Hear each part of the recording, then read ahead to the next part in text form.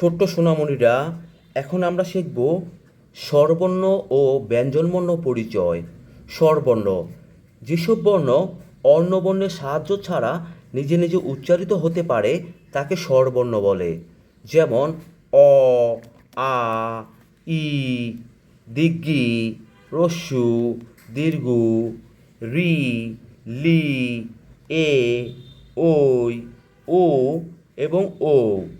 এবার হচ্ছে ব্যঞ্জন বর্ণ, যেসব বর্ণ অন্য বর্ণের সাহায্য ছাড়া উচ্চারিত হতে পারে না তাকে ব্যঞ্জন বর্ণ বলে।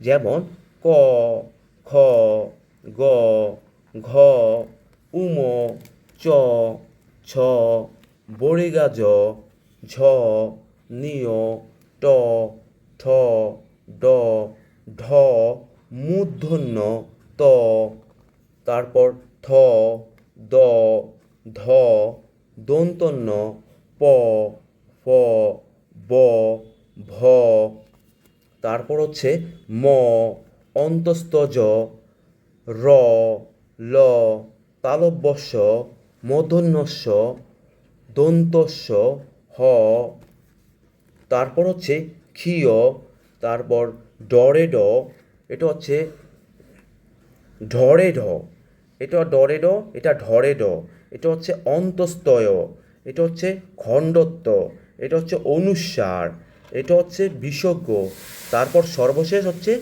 চন্দ্রবিন্দু।